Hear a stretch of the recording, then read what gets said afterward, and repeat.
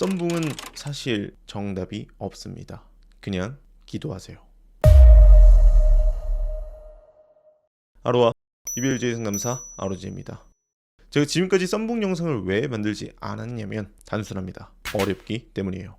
여러분, 이별과 썸붕은 완전히 다른 개념입니다. 내가 가져본 걸 다시 가지는 것과 가져보지 못한 걸 새롭게 가지는 건 전혀 다르다는 거죠. 시험으로 비유하자면 100점 맞아본 사람을 다시 100점 맞게 하는 것과 80점 맞던 사람을 100점 맞게 하는 건 차원이 다른 문제다. 그래도 어렵긴 하지만 불가능하지는 않으니까 저희 모든 상담 노하우를 토대로 현실적인 조언을 드려볼게요. 이번 영상 꼭 끝까지 시청하셔서 인연으로 이어지기를 진심으로 응원하겠습니다. 그 전에 좋아요, 구독, 멤버십 한 번만 꼭 부탁드릴게요.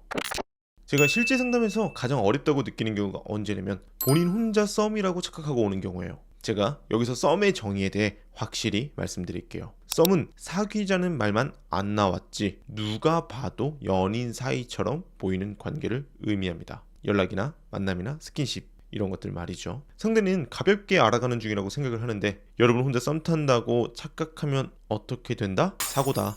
그렇다면 이제 남녀별로 썸붕이 되는 원인과 다시 썸을 이어가는 방법에 대해 말씀드릴게요.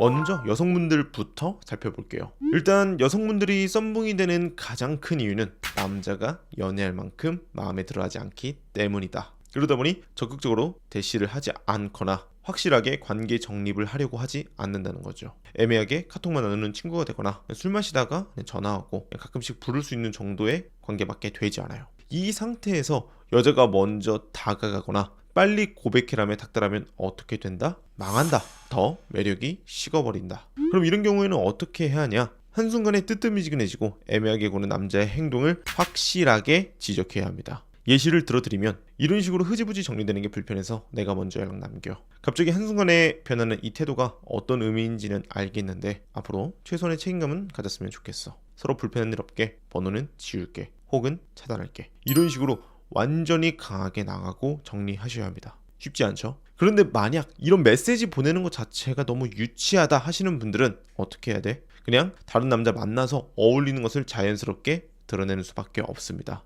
너 아니어도 남자 많다는 인식을 심어줘야죠. 그리고 실제로도 주변에 항상 남자가 끊이지 않는 분들이 가치가 높은 경우가 많고요. 혹여나 나중에 상대가 너 원래 이런 애였어? 다른 남자들하고 어울리고 그래? 라는 식으로 따지고 든다면 당황하거나 사과할 필요 없이 네가 나한테 그런 말할 자격이 있냐? 혼자 간보고 애매하게 굴 때는 언제고 이제 와서 왜 그러냐? 라는 식으로 따지거나 반박하셔야 합니다. 그런데 완전히 반대인 경우도 있어요. 예를 들어 남자가 연애 경험이 없는 못쏠 찐따거나 여성적인 성향이 강한 애견남이거나 진짜 소심해서 소극적인 사람이거나 아니면 여성분들이 너무 매력적이라 남자가 막상 만나면 나중에 상처받고 힘들까봐 이런 경우라면 여성분들이 먼저 과감히 다가가도 된다. 이때는 절대로 저자세가 되지 않기 때문이에요.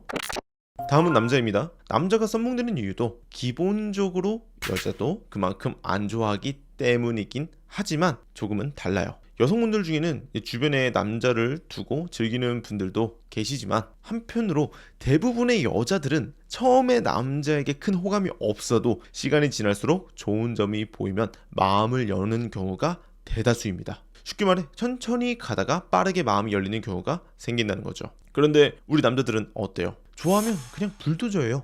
혼자 썸이라 착각하고 머릿속에서는 결혼해서 애 낳고 손주까지 낳는 상상을 해버린다는 거죠. 그런데 이때 내 마음과 달리 여자의 반응이 조금 소극적이거나 미지근하면 이때 남자들은 어떻게 한다? 혼자 생쇼를 하게 돼요. 막 더 잘해보려고 애쓰는 행동을 보이거나 아니면 왜 너는 나에게 표현이 없어? 라는 식으로 스스로 자멸해 버린다. 결국 여자 입장에서는 우리는 안 맞는 것 같다 라며 확인 사살을 당하게 되죠. 그러면 이때는 어떻게 해야 되냐? 마지막이라도 서로 좋은 관계로 남고 후위를 도모하셔야 돼요.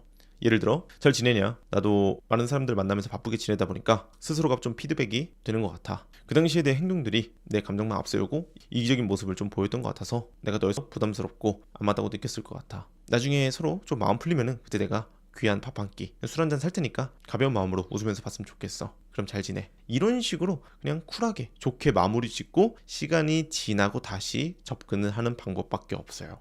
아시겠죠?